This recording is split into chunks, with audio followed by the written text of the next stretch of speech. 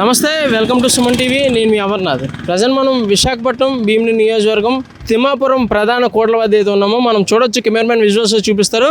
ఇది తిమ్మాపురం జంక్షన్. ఇది తిమ్మాపురం జంక్షన్ నిన్న జరిగినటువంటి ఒక విషాదం, ఒక యాక్సిడెంట్, ఈ రెండు ప్రాణాలను అయితే కనుక బలిగొన్నటువంటి పరిస్థితి అయితే కనిపిస్తూ ఉంది. ఏదైతే ఇటు నుంచి వస్తున్నటువంటి స్కార్పియో వాహనం సడన్గా లెఫ్ట్ తీసుకుంటూ ఈ రోడ్లోకి వెళ్ళదలిచాడు.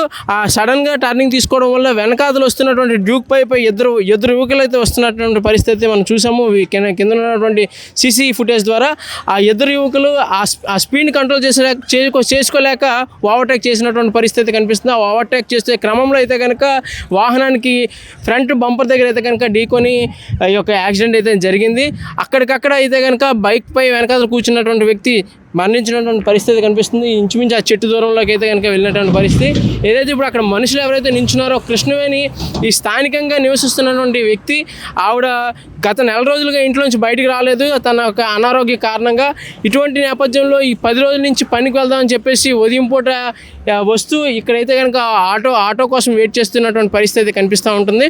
సో ఇటువంటి నేపథ్యంలో అక్కడ నించున్నటువంటి కృష్ణవేణి అయితే కనుక ఆ బండి ఢీ వచ్చి తగలడంతో ఆవిడైతే కనుక అంబులెన్స్ వెళ్తున్నట్టు దారిలో అయితే చనిపోయడం జరిగింది. దీనికి సంబంధించి ఇక్కడ ఉన్నటువంటి వ్యక్తులతో మాట్లాడి మరిన్ని వివరాలు తెలుసుకునే ప్రయత్నం చేద్దాం. సో కృష్ణవేణి ఏదైతే నిన్న జరిగినటువంటి యాక్సిడెంట్లో మరణించినటువంటి వ్యక్తి, ఆవిడైతే కనుక ఇక్కడే నించున్నటువంటి పరిస్థితి. ఇక్కడైతే కనుక బంధుమిత్రులందరూ నించున్నటువంటి పరిస్థితి కనిపిస్తుంది. అసలు ఏం జరిగింది, ఇక్కడ ఉన్నటువంటి వ్యక్తి ఈ యాక్సిడెంట్లో ఎలా మరణించింది అనేది వీరిని అడిగి తెలుసుకునే ప్రయత్నం చేద్దాం. అమ్మ, ప్రత్యక్ష సాక్ష్యంగా మీరు ఉన్నారు, మీ కళ్ళ ముందే ఈ యాక్సిడెంట్ జరిగింది. అసలు ఏం జరిగింది, కృష్ణవేణి ఎక్కడి నుంచి ఉన్నారు? ఆ పక్కన నుంచి ఉన్నారండి. బండి కారు అటువైపు వచ్చిందండి.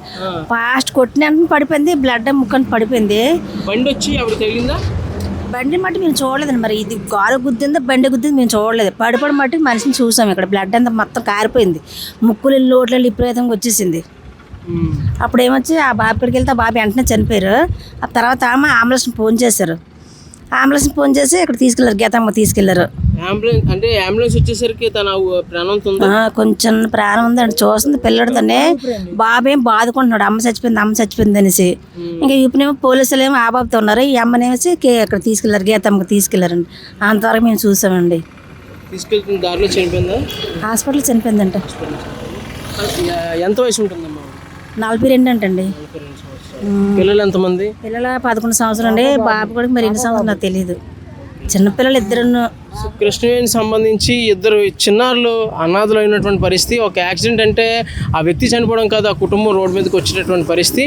సో కృష్ణవేణికి సంబంధించి బంధుమిత్రులు అయితే కనుక ఎంతో రోధిస్తున్నటువంటి పరిస్థితి కనిపిస్తుంది. ఇద్దరు చిన్నారులని వాళ్ళకి ఎటువంటి దారి కనబడినటువంటి పరిస్థితుల్లో ఉన్నారని చెప్పేసి చెప్తున్నటువంటి పరిస్థితి. అమ్మ చెప్పండి, కృష్ణవేణి ఏమవుతారు మీకు? కృష్ణవేణి మా మేనకోళ్ళనండి, మా అన్నయ్య గారు అమ్మాయి. కానీ ఆ అమ్మాయి తను చేయని తప్పుకి తను బలైంది. ఇప్పుడు ఎందుకంటే ఇప్పుడు నేటి యువత చాలా స్పీడ్, రోడ్డు మీద వెళ్ళాలంటే భయం వేస్తుంది. అలాంటి పరిస్థితుల్లో ఇక్కడ మెయిన్ స్పీడ్ బ్రేకర్లు లేకపోవడం ఒకటి ప్రధాన కారణం. వీళ్ళు స్పీడ్గా రావడం మేము ఇప్పుడే చూసాం సార్. అది సీసీటీవీ ఫుటేజ్లో చూసాం. ఎందుకంటే కెమెరా అటు ఉంది, దాన్ని ఇది ఇటు ఒకటి ఉంది, అటు ఒకటి ఉంది. అటుది మేము చూడలేదు. ఇటుది మాత్రం ఏం చూపెడుతుందంటే కారు స్పీడ్గా వస్తుంది. ఆ కారు స్పీడ్గా వచ్చి ఆ కారు ఒకసారి లెఫ్ట్కి వచ్చాడు. ఈ వెనక నుంచి స్పీడ్గా కుర్రాళ్ళేం బండితో స్పీడ్గా వచ్చి ఈ లెఫ్ట్ రాగానే దీన్ని లెఫ్ట్లో కొట్టేశారు. కొట్టిగానే అమ్మాయి అక్కడ స్పీడ్ బ్రేక్ అక్కడ ఉంది కదా జెబ్రా క్రాసింగ్ దగ్గర, అక్కడ నిలబడి ఉన్న అమ్మాయి మీద బైక్ వెళ్ళిపోయింది. ఇక్కడ సిచ్యువేషన్ అయితే అది సార్. ఆ బైక్ వెళ్ళిపోగానే అమ్మాయి వెంటనే తను ఎగిరిపోయి వచ్చి కింద పడిపోయి ఇక్కడ జస్ట్ ఈ దగ్గర పడిపోయింది. అయితే ఇక్కడ మొత్తం ఈ పార్ట్ అంతా ఇదైపోయింది అమ్మాయికి. కానీ అమ్మాయికి 11 సంవత్సరాలు. ఎంత ఇదిగా అనమాట అంటే అమ్మాయి ఇంక వయసుకు వచ్చింది. అదే ఇప్పుడు మెచ్యూర్ అయ్యే టైము, మా పిల్లని మేము చూసుకోవాలి అని చెప్పేసి ఎంతో ప్రేమగా ఆ పిల్ల అనుకుంది. అబ్బాయి పెద్దవాడు, వాడికి 18, 20 ఉంటాయండి. ఇద్దరు పిల్లలు. కానీ ఆ పిల్లల పరిస్థితి ఇప్పుడు ఇద్దరు బాబు పాప రోడ్డుని పడ్డారు. అంటే వాళ్ళు చేయని తప్పుకి పిల్లలు బలయ్యారు, ఆవిడ బలైంది. అలా అది చెప్తున్నాం సార్. మేము అందరం బాధపడేది అదే. వాళ్ళకి ఏమైనా జీవనోపాధి ఏమైనా కల్పిస్తే ప్రభుత్వం వారు ఏదైనా సహాయం అందిస్తారని మేము ఆశిస్తున్నాం సార్. అందుకని మీరు ఏమైనా మీ ఛానల్ ద్వారా ప్రజల్లోకి తీసుకెళ్తారు, ఆ ప్రభుత్వం వాళ్ళకైనా తెలిసి వాళ్ళకి పిల్లలకు సహాయం అందిస్తారని కోరుకుంటున్నాం.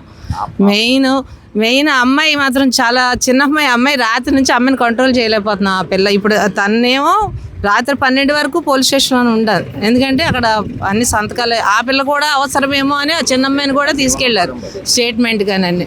ఆ అమ్మాయి పరిస్థితి అలా ఉంది, తన జీవనోపాధి కూడా ఏమీ లేదు.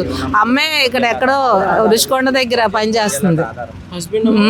హస్బెండ్ ఉన్నాడు కానీ ఆయన వేరేగా అనుకున్నాం, ఆయన ప్రాబ్లం.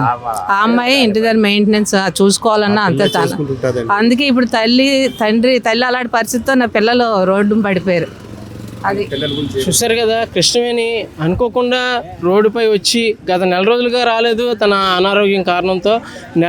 నెల రోజుల తర్వాత ఈ 10 రోజుల నుంచే రోడ్డుపై వచ్చి పనికి వెళ్తున్నటువంటి క్రమంలో ఇక్కడ నించోవడం జరిగింది. నించున్నటువంటి కృష్ణవేణి యాక్సిడెంట్కి గురైనటువంటి బండి ఏదైతే వచ్చి ఢీకొట్టడంతో తనకు తగలడంతో తను చనిపోవడం జరిగింది. ఏదైనప్పటికీ కుటుంబం కూడా రోడ్డు మీదకి వచ్చినటువంటి పరిస్థితి. ఇద్దరు చిన్నారులు ఎవరైతే పిల్లలు ఉన్నారో వాళ్ళకి తనే ఆధారం. అటువంటి పిల్లలకి ఈరోజు ఎటువంటి దారి లేకుండా పోయిందని చెప్పి బంధుమిత్రులు రోధిస్తున్నటువంటి పరిస్థితి అయితే కనిపిస్తూ ఉంది. కెమెరామెన్ ప్రసాద్తో అమర్నాథ్, విశాఖపట్నం, సుమన్ టీవీ, భీమిలి.